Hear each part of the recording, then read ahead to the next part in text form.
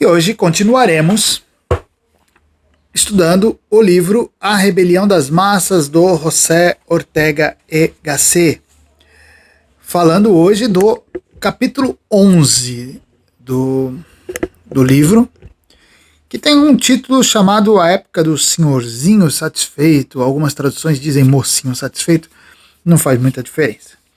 E o Ortega fala assim: o homem vulgar, dirigido anteriormente, resolveu governar o mundo. Bom, essa é a tese do livro. Agora o homem vulgar, o homem médio, o homem massa está na direção do mundo. Essa resolução de passar para o primeiro plano social produziu-se automaticamente nele. O que ele quer dizer é que o homem massa não foi uma construção pensada, o homem massa não é o resultado programado, ele é apenas o fruto de um momento, o fruto de uma circunstância. O homem massa não se fez e nem foi feito, ele resultou de algo. Estudando-se a estrutura psicológica desse novo tipo de homem, encontra-se, primeiro, uma impressão inata e radical de que a vida é fácil, superabundante e sem limitações trágicas. Então, o homem massa é aquela pessoa que nasce no mundo de abundância e tem a impressão de que essa abundância é natural e de que o normal da vida, o normal da existência é viver sob essa abundância. E o normal da existência é viver uma vida na qual a tragicidade é uma exceção. A tragicidade é algo que, claro, ninguém nega que existam elementos trágicos na vida, mas sempre assim, o trágico é algo que pode ser que aconteça, não é algo da própria existência, não é algo da própria configuração da realidade. Para esse homem massa, para esse homem vulgar, o elemento trágico da vida é uma exceção e é algo do qual ele pretende fugir em todo momento. O homem massa não quer se deparar com o elemento trágico da vida e ele inclusive nega a ordinariedade desse elemento trágico. Segundo característica, né, dessa estrutura psicológica do homem massa é que essa forma de ver o mundo leva ele a se autoafirmar tal como é, a considerar seu haver moral e intelectual como bom e completo.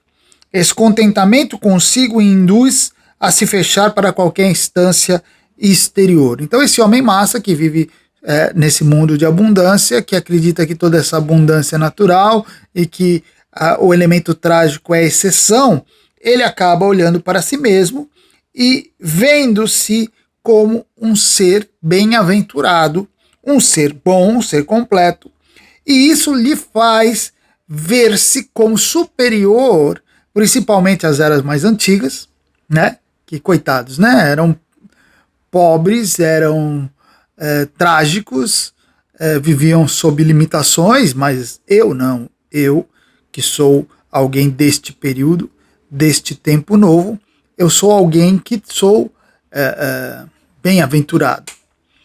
E essa bem-aventurança demonstra a minha característica, então eu sou melhor que os outros, então eu não quero saber sequer de aprender.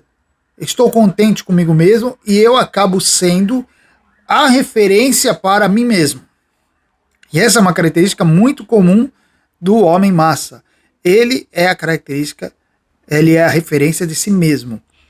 Tanto que o que nós mais vemos hoje é aquela afirmação, né, de que o que importa é que cada um tem a sua própria verdade. Essa é uma típica afirmação do homem massa. É uma típica afirmação daqueles que dizem que bastam-se a si mesmos, que o que importa é o que pensa. É aquele que nega a instância exterior. É sobre esses mesmos que José Ortega y Gasset está se referindo, o homem que se basta a si mesmo, porque ele se vê como um um afortunado, né? E esse homem agirá como se só ele e seus congêneres existissem no mundo. Então ele acaba se tornando um egoísta, na verdade. Uma outra característica é que ele intervirá em tudo, impondo sua opinião vulgar, sem considerações, contemplações, trâmites ou reservas, isto é, segundo um método de ação direta. Ai, ai, ai. Aí o Ortega parece que estava vislumbrando o nosso tempo atual, né? O tempo das opiniões, o tempo que todos têm capacidade e acesso de emitir a sua opinião para o mundo. E essas opiniões, que é o que nós mais vemos hoje, são opiniões sem considerações, sem contemplações, sem reflexão, sem trâmite, sem reservas. Todo mundo já opinando, à vontade, todo mundo falando tudo o que acha que pode falar, todo mundo pensando que sua opinião é muito importante e dando as suas opiniões vulgares, porque são opiniões sem reflexão, são opiniões do senso comum. Hoje, rede social é exatamente isso, um mar de opiniões vulgares, ou seja, um mar de opiniões sem reflexão. Nós vivemos a era disso, e o Ortega nos anos 30 já estava falando sobre isso, sobre esse império da opinião que ele chama de ação direta. Por que é ação direta? Porque é a opinião emitida sem intermediário. Qual é o intermediário que o Ortega está falando aqui? É o pensamento, é a reflexão, né? É o conhecimento, a busca do conhecimento, a busca de compreender as coisas para depois emitir opinião. Então, entre o pensamento e a opinião tem de haver esse intermediário. Qualquer pessoa inteligente é assim. Mas não, aqui o que vale nos nossos tempos, desde o termo Ortega já percebia naquela época, mas vale para nós também, muito mais profundamente hoje até, é que a opinião sem intermediário. Bateu no pensamento, a pessoa já joga a opinião. Ainda mais, e olha, eu vou mais fundo, hein? Isso hoje em dia não é só atitude de pessoas comuns, simples, até ditos intelectuais cometem isso, porque eles precisam estar na rede, eles precisam estar falando, eles precisam estar comentando o tempo todo, afinal, se não fizerem isso, vão perder seguidores, se não fizerem isso, suas redes vão ficar paradas, e eles precisam movimentar. E como eles precisam movimentar as suas redes, eles precisam dar opiniões o tempo todo. E para você dar opiniões o tempo todo, você não pode pensar demais. Então, estão cometendo aquilo que o José Ortega y Gasset chama de ação direta. A ação direta é assim que a massa vai dirigindo o mundo. O primitivo rebelde, isto é, o bárbaro, né, que é como ele chama, o homem-massa. O primitivo normal, ao contrário, é o homem mais suscetível a instâncias superiores que jamais existiu. O que ele está dizendo é o seguinte, quando ele chama eles de primitivo rebelde, ele está falando, eu não estou falando do homem primitivo. O homem primitivo não, o homem primitivo é cheio de sensibilidades, né? E sempre voltado à instância superior. Mas esse primitivo rebelde, o bárbaro, o homem-massa, ele não está aberto a instâncias superiores, nem exteriores. Ele apenas está aberto ao sua própria opinião, seu próprio pensamento. Esse personagem que impõe sua barbárie íntima em todos os lugares é de fato o menino mimado da história humana. Então é assim que o Ortega se refere às gerações do seu tempo e às gerações posteriores, né? Que vieram. Se ele se deparasse com as gerações posteriores, ele não iria mudar sua opinião, certamente. São gerações de meninos mimados da história humana, crianças que não têm ideia de onde vieram, que não tem ideia da sua própria história, que não tem ideia de como o mundo se construiu, simplesmente vivem aproveitando tudo, achando que tem direito a tudo, sendo birrentos. Essas são as gerações do nosso tempo. Só dentro da folga vital que esta produziu no mundo pode surgir um homem constituído por aquele conjunto de facetas inspirado por tal caráter. É uma das muitas deformações que o luxo produz na matéria humana. Ilusoriamente, tenderíamos a acreditar que uma vida nascida em um mundo com meios de sobra seria melhor, mais vida e de qualidade superior à daquela que justamente consiste em lutar contra a escassez, mas não é isso que acontece. Por razões muito rigorosas e ultrafundamentais que agora não é o caso de enunciar.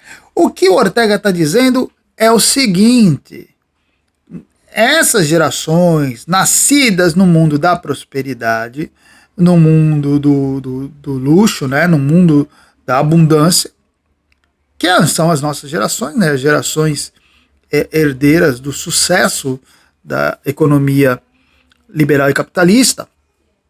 Essas gerações, elas são forjadas dentro do que o Ortega chama de folga vital. O que é folga vital? É uma característica da vida que não exige de nós tanto esforço. É uma vida, como é a nossa vida atual, que nos dá tantas facilidades que nos dá folga.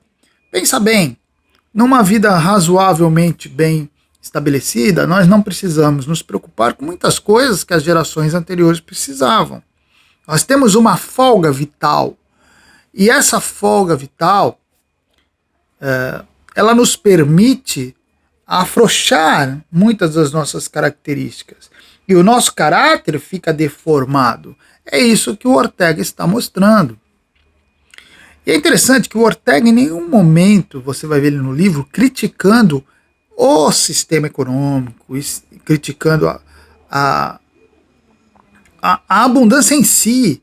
Ele só fala a abundância é ótima, ele já fala em outro momento até que a abundância nos permite muitas coisas, nos dá muita oportunidade, mas nós não podemos fechar os nossos olhos para o elemento deformador que a abundância pode trazer. Infelizmente, essa é a realidade. A abundância afrouxa a nossa alma. Isso os filósofos de todos os tempos repetiram, e o Ortega apenas fez essa análise sociológica do quanto essa abundância pode deformar a alma das pessoas e criar esse ser chamado massa, homem-massa, certo? E ele fala assim, ele compara esse homem-massa com um aristocrata herdeiro, tá? E ele fala uma coisa muito interessante. Esse aristocrata, ele herda, isto é, ele já encontra atribuídas às suas pessoas certas condições de vida que não foram criadas por ele. Portanto, que não estão organicamente unidas à sua vida pessoal e própria. Ao nascer, já se encontra imediatamente instalado e sem saber como no meio de suas riquezas e prerrogativas. Bom, essa é a característica do homem dos nossos tempos. São homens, mulheres que nascem num mundo que ele não ajudou a forjar, mas que já está pronto. O mundo que lhe dá tudo e ele sequer precisa saber de onde veio esse tudo. Ele já nasce instalado dentro desse mundo abundante. Intimamente, esse herdeiro nada tem a ver com essas riquezas e essas prerrogativas, porque não são originárias dele. São um arcabouço gigantesco de uma outra pessoa, de um outro ser vivo, seu antepassado. E tem que viver como herdeiro, isto é, tem que usar o arcabouço de outra vida. Olha que coisa! Aí a gente começa a entender por que as pessoas, muitas vezes, vivem dentro deste ambiente, cheio de luxo, cheio de facilidades, e ainda assim se levantam, né, contra essa civilização. É o tal do socialista de iPhone, que a gente brinca, né? Mas o socialista de iPhone é exatamente isso. Ele já nasce como se o iPhone fosse uma coisa natural, né? Como se a casa onde ele mora, os luxos que ele tem, as facilidades que ele tem na vida, se fossem coisas naturais contra as quais ele pode se levantar, porque qual é o problema, né? Não faz parte dele. Ele não se sente construtor daquilo, ele não se sente sequer parte daquilo. Ele é apenas um herdeiro, e um herdeiro rebelde, né? Um herdeiro que não valoriza aquilo que recebeu, tá? Ele está com todas as facilidades, usa inclusive essas facilidades para lutar contra os próprios valores que lhe deram essas facilidades. É como o herdeiro que usa o dinheiro para, sei lá, contratar um matador de aluguel para matar os seus pais. ou destruir a fábrica que ele herdou, sei lá, contratar revolucionários para destruir a fábrica que herdou. É típico, né? É típico isso aí. É um Friedrich Engels, que filho de um pai rico, usa o dinheiro do pai para distribuir ideias revolucionárias. Quantos nós vimos, né, na história agindo assim? Esse é o homem, só que o Ortega ele amplia isso para o homem massa. Ele fala, essa é uma característica do homem massa, do homem do nosso tempo. Ele recebe tudo, tem tudo diante de si, mas ele simplesmente ele vive como se aquilo não tivesse nada a ver com ele, apesar dele usar. E ele tem que viver como herdeiro, isto é, tem que usar o arcabouço de outra vida. Está condenado a representar o outro, portanto, a não ser nem o outro nem ele mesmo. Sua vida perde a autenticidade. E aqui é um dos problemas do nosso tempo. As pessoas não sabem quem são, porque elas não, ao mesmo tempo que elas não são ainda nada, porque não construíram nada, também não se veem conectadas com o que passou, com aquilo que veio, com os seus antepassados. Ela está ali no meio sem saber quem ela é. É um vácuo existencial. E essa é uma característica dos nossos tempos. Pessoas vivem num vácuo existencial. Quem elas são? Elas lutam, elas se levantam contra o passado, então elas não se veem representadas no passado, elas não se veem unidas a esse passado e, ao mesmo tempo, elas não construíram nada, elas não são, elas estão o tempo todo vivendo como que a vida de outros, porque assim, ela não se vê, olha como é que é a situação, ela não se vê ligada ao passado, certo? Ela não se vê, mas ao mesmo tempo, tudo que ela usa, tudo que ela usufrui é ligado ao passado. Tudo que ela vive tem relação com o passado. Só que ela não se vê ligada ao passado. Então que vida é essa que ela vive? É uma vida falsa, uma vida sem autenticidade. Toda vida é luta, é o esforço para ser ela mesma. As dificuldades que encontro para realizar a minha vida são precisamente o que desperta e mobiliza minhas atividades, minhas capacidades. Se meu corpo não me pesasse, eu não poderia andar. Se a atmosfera não me oprimisse, sentiria meu corpo como uma coisa vaga, fofa, fantasmagórica. Assim, no aristocrata herdeiro, toda a sua pessoa vai se esmaecendo por falta de uso e esforço vital. Entendeu? Daniela, muito obrigado pela sua contribuição, viu? Deus lhe abençoe sempre.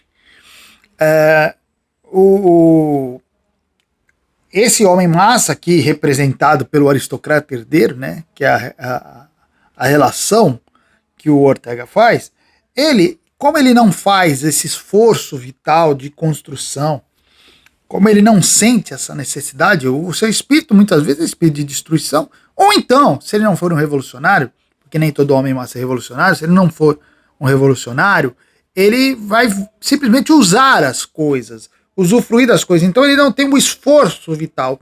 E como ele não tem esse esforço vital de construção, e nem de preservação, ele vai simplesmente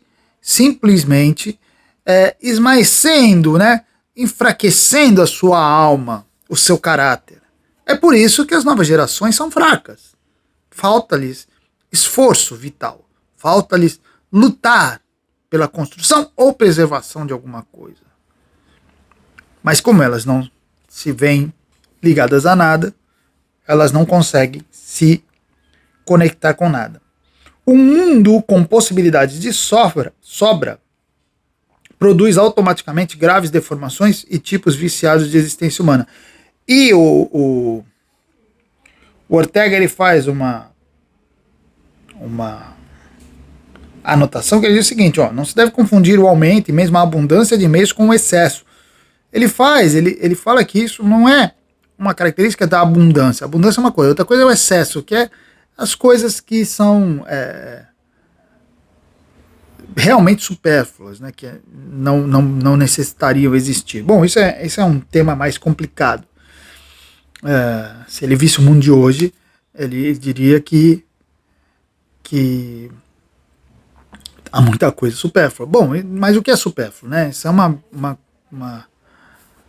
uma discussão que pode ir longe. O mais importante é a gente entender o seguinte: o que ele está dizendo é que falta para o homem essa força que a dificuldade traz. A força que a dificuldade traz. Me perguntam se esse esforço vital tem a ver com a educação da vontade.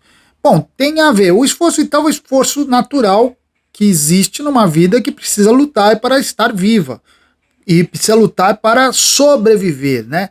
Então, por exemplo, um homem do campo, ele tem que fazer o seu esforço vital, porque ele precisa acordar cedo, ele precisa lutar contra a terra, ele precisa plantar, ele precisa capinar. Então, veja, são todos esforços vitais, né?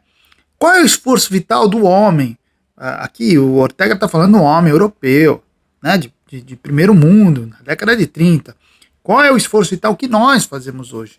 Claro, sempre há algum esforço vital. Acontece que o esforço vital hoje está afrouxado. Nós estamos com muitas facilidades e essas facilidades derrubam muito a nossa força. Nossa força. A educação da vontade, ela existe em todos os tempos. Inclusive, quando que Paiô, por exemplo, escreve sobre educação da vontade. Não é tão distante do Ortega. Mas a questão é o seguinte: hoje, se você quer se manter com a vontade firme, talvez você tenha de fazer mais esforço, exatamente porque as facilidades são maiores. A força vital está mais afrouxada, então se eu quiser me manter firme, eu tenho que fazer mais força. Eu tenho que educar mais a minha vontade para ficar mais firme. Bom, encontra-se assim no homem massa a propensão a ter como ocupação central de sua vida os jogos, os esportes. Olha que coisa, hein? Isso nos anos 30, hein? Isso nos anos 30. Os jogos, os esportes, o culto do corpo, com a conservação da saúde, a preocupação com a beleza nos trajes, a falta de romantismo na relação com a mulher, participar de diversões com o intelectual. Daqui a pouco eu falo disso, ó.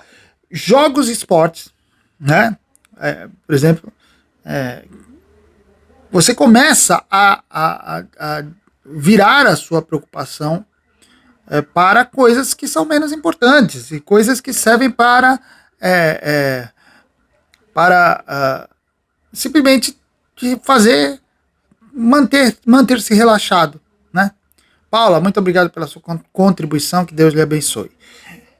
Então, veja, nós somos da geração videogame. Hoje você tem homens de 40, 50 anos viciados em videogame, passam grandes horas do dia jogando videogame. Esportes, a mesma coisa. Culto do corpo, e aí olha que interessante, culto do corpo, preocupação com a saúde. Os tempos que nós passamos agora mostraram isso, pessoas completamente piradas, com medo, contra a saúde, né? O que pode acontecer com elas, como é que elas vão ficar, uma preocupação em muitas pessoas, fora do normal, que chegava a ser paranoica, né? Falta de romantismo na relação com a mulher. Bom, hoje falta de romantismo geral, o homem com a mulher, nem as mulheres são mais românticas, né? Que coisa. E olha que interessante, participar de diversões com o intelectual, mas no fundo não estimar o intelectual. Isso também é outra característica, né? As pessoas falam muito de leituras, falam muito de intelectualidade, falam muito de vida, estudos. Mas eu posso garantir para vocês, como alguém que está nessa vida há muito tempo, o como há pessoas que estão aparentemente envolvidas com a vida intelectual, mas estão apenas se divertindo com o intelectual, como fala o Ortega, se divertindo com o intelectual, brincando de intelectualidade, porque a vida intelectual, eu considero que é uma vida de muita satisfação, mas é uma vida de muito enfado, de muito cansaço, é uma vida que demanda esforço e renúncia, tá? A verdadeira vida intelectual é assim. Não é uma vida tão divertida assim, não. Mas tem gente que está nessa para se divertir, né? Mesmo que ache que não. E isso é uma característica do homem massa. Do homem massa. Bom, esse novo bárbaro é um produto automático da civilização moderna. Ele não veio de fora do mundo civilizado. Tampouco nasceu dentro dele. Mas é seu fruto natural. Veja, ele não veio de fora do mundo civilizado. Ou seja, não há o homem bárbaro, é o renascimento, né? Esse homem bárbaro, esse novo homem bárbaro, é o renascimento do bárbaro antigo. Né? Nada disso. Ele não tem nada a ver com qualquer ser de qualquer outra época. Mas também ele não nasceu dentro do mundo civilizado. Ou seja, ele não é alguém que a gente pode dizer um representante do mundo civilizado. Não. Ele é uma consequência, é um fruto.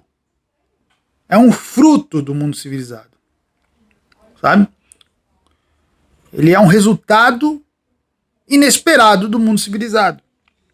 O mundo civilizado, que é um mundo de conquistas, é um mundo de possibilidades, é um mundo de prosperidade, mas que nasceu dele, veio dele como um fruto natural, mas não fazendo parte dele. É um fruto, é um resultado, mas não é parte, né? Porque ele não é, ele se identifica com o mundo civilizado. Ele sequer se identifica com o mundo civilizado. A civilização do século XIX permite ao homem médio instalar-se num mundo de excesso, do qual só percebe a superabundância de meios, mas não as angústias. É aquela coisa, né? Você mora com seus pais lhe dão tudo, você percebe todas os privilégios que você tem por isso, mas você não consegue perceber o trabalho que dá para os seus pais te oferecer tudo isso. Né? Isso acontece com as crianças. Elas não veem, né? O quanto é difícil para os pais pagar a sua escola, pagar a sua alimentação, dar uma casa para você morar, dar roupa. Vocês não percebem, a criança não percebe. O homem atual, o homem médio também não percebe isso da civilização. Também não percebem isso da civilização. Também não percebem o quanto a civilização lhes dá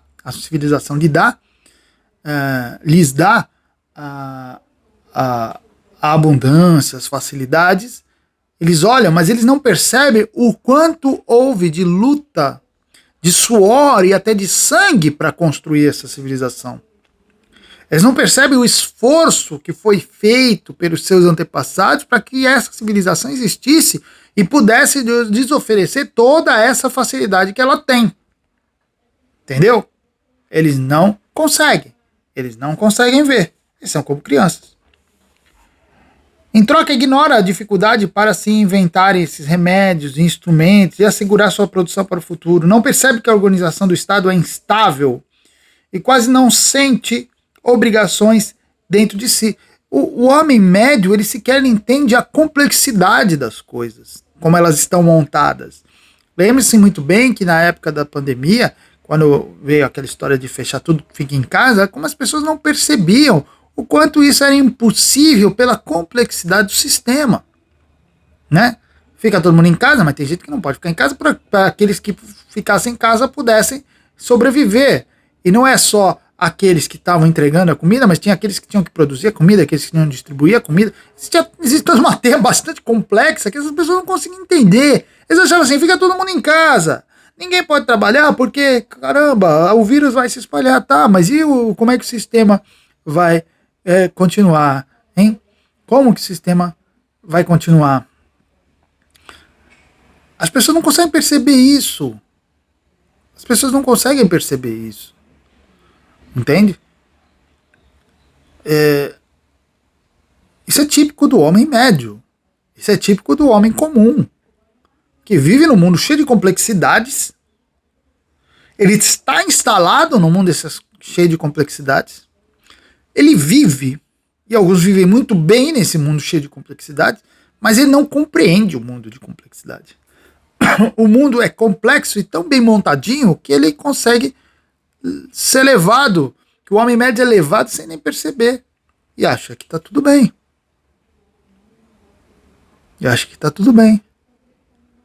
Sabe, aquele cara que mora numa cidade, que tem um policiamento ostensivo e ele acha que a cidade dele é uma cidade segura. Não, não é segura. Ela está assegurada pelo policiamento. Se você tirar o policiamento, certamente os bandidos vão tomar conta. A pessoa não consegue perceber isso. Essas complexidades. E esse desequilíbrio deforma, fazendo com que perca o contato com a própria substância da vida, que é perigo absoluto e radicalmente problemática. São duas características da vida. A vida é perigo absoluto. A vida natural é perigo absoluto. A gente tem que pensar, o que é a vida natural? É uma vida perigosa. É uma vida que o homem precisa lutar o tempo todo para sobreviver. Isso é a vida natural. Aí você tem a evolução, né, o progresso, que o homem vai construindo, e o homem vai construindo sistemas que vão facilitando a nossa vida. Hoje eu posso todo dia sair da minha casa e ir para o meu escritório sem me preocupar se eu tenho que caçar, se eu tenho que me proteger de animais e de inimigos, né? Eu consigo mais ou menos seguir sem me preocupar com essas coisas, né? Então, olha como a estrutura do mundo moderno me facilitou as coisas. E aí eu vivo assim e penso que ter comida é natural, eu penso que viver seguro é natural. Não é. Isso é uma construção da sociedade. Porque o real, a sociedade, a vida real, pura, ela é problemática e ela é perigosa. Tá? Hoje eu posso comer em casa, posso chegar em casa e não ter nada na geladeira, ligar para alguém, para qualquer lugar, entrar hoje no aplicativo e pedir comida. Isso era impossível. Numa vida natural, eu teria que já pensar a minha alimentação durante um tempo, porque eu teria que fazer as provisões, né? Isso não precisa nem voltar no tempo das cavernas, né? A gente pode voltar algumas décadas atrás, já era assim. Hoje a pessoa nasce no mundo do iFood e ela acha que ter comida a hora que ela quiser é o mais natural. Como que vocês viviam numa época em que vocês tinham que fazer compras do mês? Lembra? Você fazia a compra do mês até por causa da moeda também. Como assim? Isso não existe. O normal é eu pedir comida e a comida vir. Não, não é. Não é o normal. Isso são conquistas civilizacionais. Conquistas do progresso. E essas pessoas que nascem com essas conquistas já realizadas acham que isso é natural. E elas perdem a própria substância da vida. Elas não entendem mais a vida como perigosa e como problemática. E a partir do momento que a pessoa não entende mais a vida como perigosa e problemática, imagine o quanto é a forma dela pensar, o quanto é perigoso a forma dela pensar. Como é perigoso. Daniela pergunta como se entrelaça o romantismo com a filosofia. Pensa na filosofia como pensamento, raciocínio, sim, num plano real, mas como uma sese. Não, eu acho que não, Daniela. A filosofia, ela envolve o todo, tá? Ela envolve o todo. Eu não consigo pensar a filosofia separada da vida real. Inclusive, eu gosto muito da tese dos 4 discursos do professor Olavo, que ele enxerga no Aristóteles a relação dos discursos desde o poético até o lógico, no qual começa pela sensibilidade, pelo sensível, e vai até o pensamento mais puro e abstrato, mas um não convive sem o outro. Tudo isso intermediado pela fantasia, pela imaginação. Então você tem que passar por tudo. A filosofia passa por tudo. A filosofia é pensamento, é raciocínio, é experiência. A filosofia não é só pensamento, a filosofia é experiência. E uma experiência que se dá no concreto. E o pensamento e o raciocínio que dependem do concreto para ter o seu início, entende? Então, é isso aí.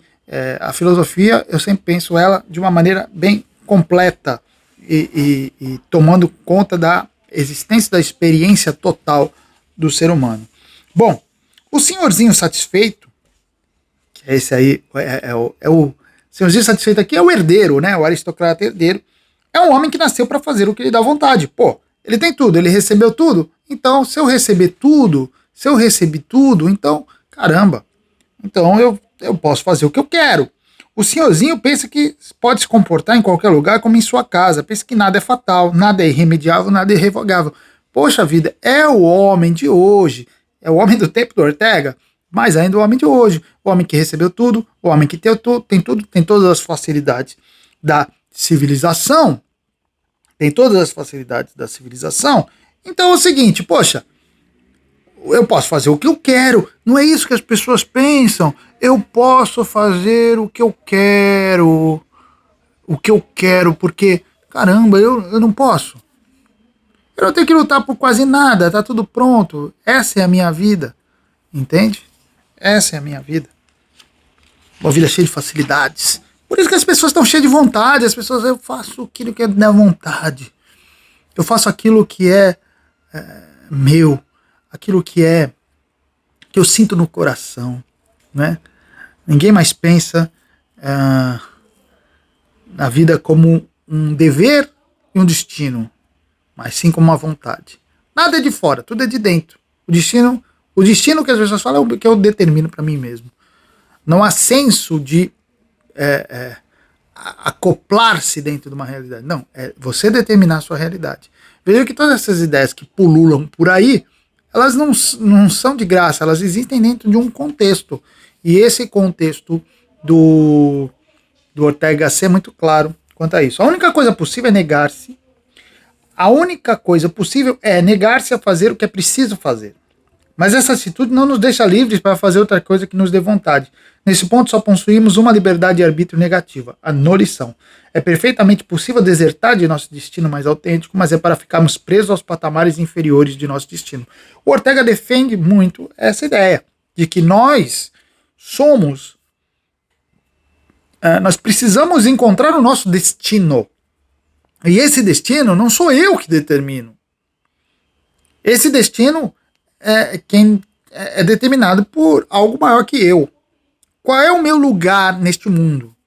Entende? Qual é o meu lugar neste mundo? O lugar neste mundo é tal. Eu tenho aí.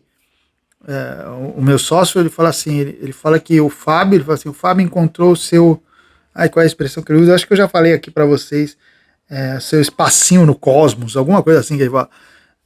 Assim, o que eu encontrei foi assim, eu me perguntei durante boa parte da minha vida qual era a minha posição na vida, né? Qual é o meu destino, o que eu devo fazer. E eu renunciei, aí a palavra hoje não soa tão bem quando você lê o Ortega.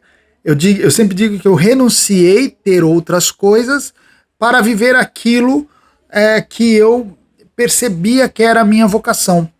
Aquilo para responder a um chamado de vocação. Mas na verdade não é renúncia. Não é renúncia, porque aquela outra vida não era minha. Era da minha vontade, talvez. Poderia ser da minha vontade. Poderia, né? Não era. Mas poderia ser da minha vontade. Se eu quisesse ter dinheiro, ficar rico, sucesso, essas coisas, poderia ser da minha vontade. Mas não era o meu lugar. Então não é uma renúncia, porque vamos dizer assim, o meu lugar, que seria o meu destino, que talvez até o meu direito cósmico, não era lá. Era esse aqui. Se eu escolhesse aquele, talvez aí sim eu poderia falar de renúncia, porque daí estaria renunciando ao meu espaço cósmico determinado. Interessante isso. Nunca tinha parado para pensar dessa maneira. Acima das justas críticas com que se combatem as manifestações do liberalismo, encontra-se sua verdade irrevogável, uma verdade que não é teórica, científica, intelectual, mas de ordem diferente.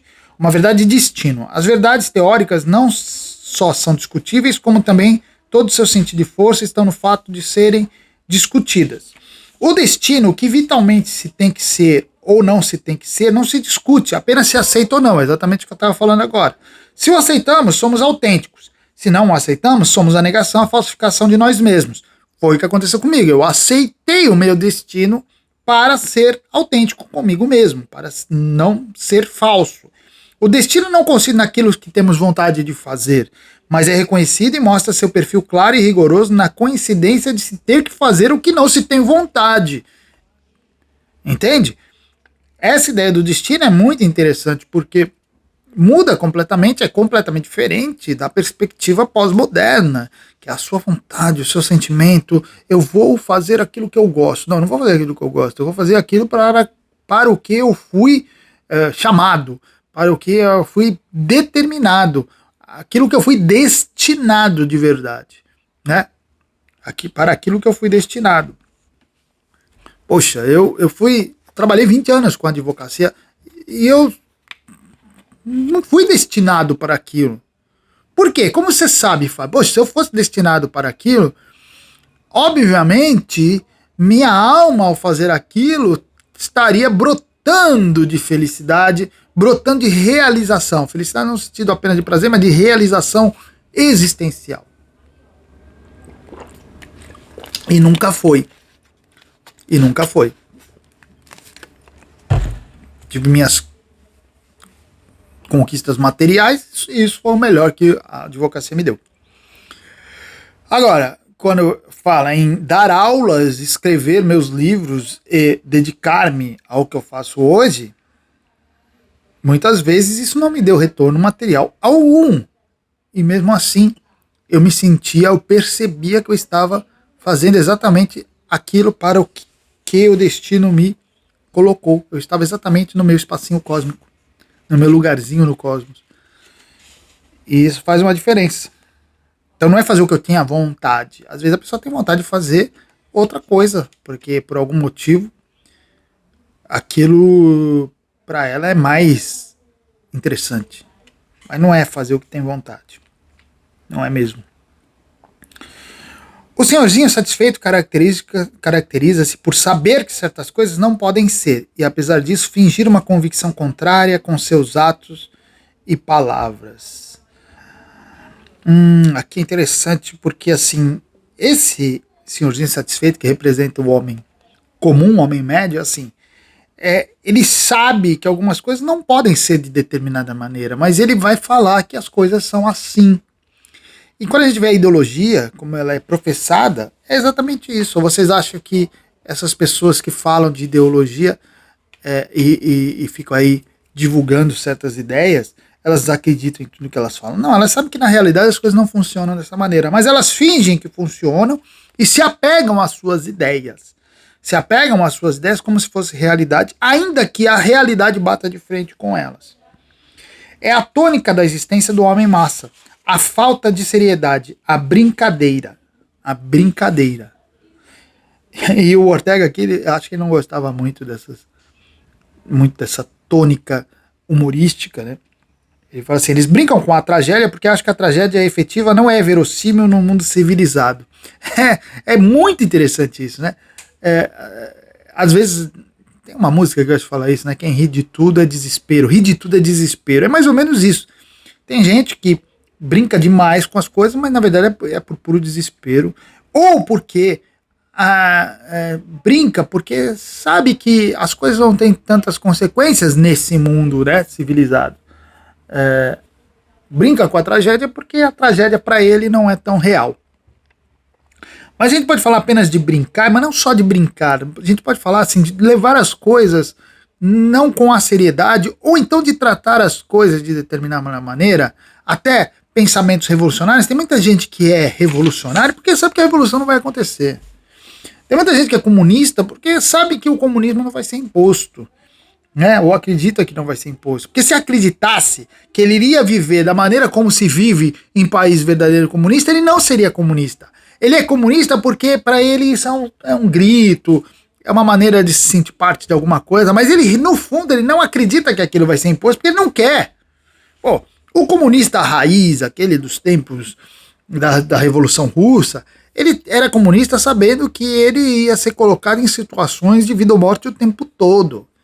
Você acha que os comunistas de hoje querem ser colocados em situação de vida ou morte o tempo todo? O comunista de hoje tem medo de vírus, o comunista de hoje tem medo de palavras, né? Ai, o Bolsonaro falou grosso, genocida, fascista, racista. Pô, isso é o comunista de hoje, pô.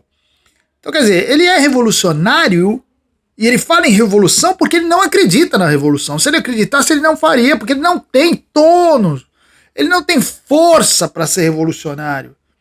Revolucionário tem que ter coragem, revolucionário tem que ir para a morte. Revolucionário tem que estar disposto a enfrentar o perigo, o verdadeiro revolucionário. Esses caras não são revolucionários coisa nenhuma. Eles não acreditam na revolução e por isso são revolucionários, porque não acreditam. Então, vira uma brincadeira. Vira uma brincadeira. Uma brincadeira que se leva a sério, acha que é sério, entendeu? Mas é uma brincadeira. É uma brincadeira. Se alguém se obstina em afirmar que 2 mais 2 é igual a 5, devemos ter certeza que ele não crê no que diz, por mais que grite, mesmo que morra por sustentá-lo. É o que a gente vê. As pessoas dizendo coisas, dando ideias revolucionárias que são completamente contra a realidade. Completamente contra a realidade. Então, assim, nem elas acreditam. O negócio é tão fora da realidade que nem elas acreditam. Vive-se humoristicamente tanto mais quanto mais caricata seja a máscara adotada. O homem-massa não tem os pés plantados na firmeza irredutível da sua sina. Em vez disso, vegeta ficticiamente suspenso no espaço. Bom, como ele não tem contato com a realidade, ele perde a noção até existencial. É interessante isso.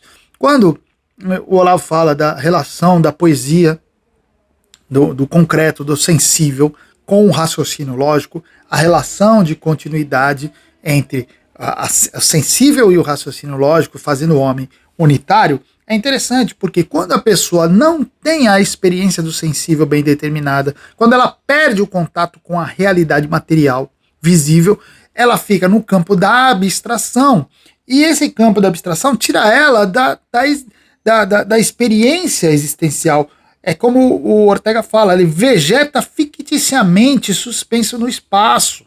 Ele não sabe o que é a realidade, ele não consegue, ele fica falando, é muito lero-lero, é muita abstração, é muita filosofia no mau sentido, e pouca experiência do real, pouca sensação, pouca sensibilidade. Isso faz da pessoa meio trelelé. Claro que a pessoa fica louca. Quantos malucos eu já vi nessa caminhadinha intelectual que eu já fiz na minha vida, quantos estudiosos eu passaram na minha frente que eram completamente malucos. Malucos por quê? Porque eles tinham perdido completamente o contato com a vida real. Com a vida real. Isso é muito louco. Isso é muito louco. E aí a gente vai falar de não é só esquerdista não, tá? Tem muito maluco aí que fica pedindo que se põe as armas. Pô, põe as armas. Você não vai pegar em armas, meu amigo. Você não vai. Ou até, eu sou a favor do armamento. Mas tem muita gente que é a favor de armamento que não vai ter coragem de pegar uma arma. Entendeu? Não é assim. As pessoas acham que é assim. Eles acham que pegar uma arma e atirar no outro é a coisa mais fácil do mundo. Vocês estão de brincadeira. É muita palavra. Nós estamos no império da palavra, né? O império das redes sociais, o império da palavra. Poxa vida. Poxa vida. É muito blá blá blá e pouca experiência real. Isso que é a verdade. Quase ninguém apresenta resistência aos redemoinhos superficiais que formam na arte ou nas ideias, na política ou nos usos sociais. Estamos numa época de correntes, de se deixar levar. Por isso a retórica impera mais que nunca. É um tempo da retórica. É só a retórica sustentando tudo. Por que a retórica sobrevive? Porque falta experiência. Estamos na época do papo. É muita gente falando sem se comprometer. Eu sempre, quando eu li o livro do Taleb, daquela coisa do arriscar a própria pele, né? Cara, é muita gente, por exemplo, dando palpite em coisas que a pessoa não vai se arriscar. Né? Então o pessoal faz lá manifestação de 7 de setembro. Ai, agora vamos derrubar. Aí ele mesmo não está disposto a derrubar nada. Ele fala, agora aí, presidente, se vira aí. Derruba. Filho, pô, dá licença, caramba. Se não é você que vai botar tua pele, teu corpo ali pra tomar porrada, você não tem que exigir nada de ninguém, não. Entendeu? Você não tem que exigir, porque, caramba, se você não tá arriscando a própria pele, você quer que os outros arrisquem, né, por você. Isso é coisa de mimado. Gente. Felipe, obrigado pela sua contribuição, viu? Estava pensando nisso hoje cedo, ele fala. Porque fui botar lenha na fornalha, quem usa gás nem lembra que tem que se preocupar em manter o fogo aceso. É um exemplo básico. Quero ver quem é que cortou a lenha, né? Quem é que cortou a lenha? Lembra do Brás? O Brás que era aqui do PH, né? O Braz morava, não sei se mora, acho que ele mora mais numa quinta em Portugal. Uma vez eu perguntei pra ele como é que é a vida lá. Ele falou, puta, é um trabalho desgraçado. Tem que cortar lenha, tem que... Ó, legal, pô. Quero ver você viver uma vida intelectual. Sou um intelectual, vou morar lá vou morar lá no fim do mundo. Ah, você não vai ser intelectual coisa nenhuma, meu filho. Você não vai ter tempo para ser intelectual. Nem energia, né? Nem energia. Isso é falta de conexão com a realidade. Os intelectuais de todas as épocas, a grande maioria deles não tinha essa preocupação não, viu? Tanto que quem era intelectual era gente, normalmente gente abastada. Normalmente gente abastada, professor universitário depois, sabe? Dificilmente vinha um intelectual das massas trabalhadoras. Era muito difícil. Não porque não havia gente potencialmente capaz, é que não tinha gente circunstancialmente que tinha circunstâncias que lhe possibilitasse isso. Essa é a questão.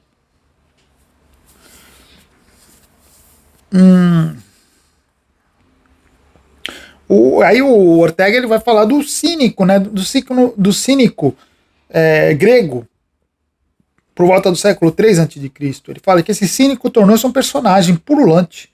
O cínico não fazia outra coisa senão sabotar a civilização. Ele era o niilista do helenismo. Seu papel era desfazer. O cínico parasita da civilização vive de negá-la por ter certeza que ela não faltará. Ah, olha, vamos derrubar o mundo, esse mundo não presta, o mundo vai cair. Ah, que vai cair? Se você acreditasse nisso, você não está preocupado em ficar falando isso, gente. Entendeu? A pessoa que fica querendo destruir esse mundo, que fica contra o mundo, é porque o mundo está lhe dando muito sustento. É o filhinho que se rebela contra o pai. Né? Aquela coisa, eu vou me rebelar contra o meu pai. Porque tu sabe que teu pai não vai fazer nada contra você, né? Seu pai não vai fazer nada contra você, senão você não se rebelava. O que faz um fascista se não fala mal da liberdade e um surrealista se não perjura a arte? Eu posso falar um comunista que fala mal contra isso, contra aquilo, é a mesma coisa. Eles falam porque eles estão protegidas. A Nancy fala assim, minha infância foi muito pobre, não tive a oportunidade de estudar, aos 20 e pouco consegui terminar o colegial, veio os filhos, amo ler e estudar, mas até hoje me sinto que falta algo. Mas é claro, é a dificuldade da vida, isso é normal. Por isso que eu fico louco quando gente mimada fica romantizando a vida difícil. Eu não, sabe qual era o que eu queria? Eu queria ter condição de não ter que fazer nada, nem arrumar minha cama. Seria ótimo hoje. Nem arrumar minha cama. Eu levantava, sentava na frente na escrivaninha e lia. Alguém me trazia o café da manhã, que beleza, né? Aí minha mulher olha pra mim e fala assim, você tá louco, né, que você vai fazer isso? De jeito nenhum. Entendeu? Mas seria muito bom, seria maravilhoso, né? Houve intelectuais aí na história que viviam assim, cara. Tinha gente servindo eles. Entendeu? Sabe? É pé na realidade. Pé na realidade. O homem massa, ele não tem o pé na realidade. É isso que o Ortega tá falando. Por quê? Porque ele nasceu numa civilização que dá tudo para ele. Ele acha que essas facilidades são normais. O ambiente o mima porque é civilização, isto é, uma casa. E o filho de família não vê nada que o faça mudar seu temperamento caprichoso, que o obrigue a tomar contato com o fundo inexorável do seu próprio destino. É aí que acontece. O homem massa não consegue ter noção do seu próprio destino, da sua própria situação, da própria realidade que o cerca, porque ele está mimado. Ele foi mimado por essa civilização. Por isso que nós estamos tratando dessas gerações mimadas.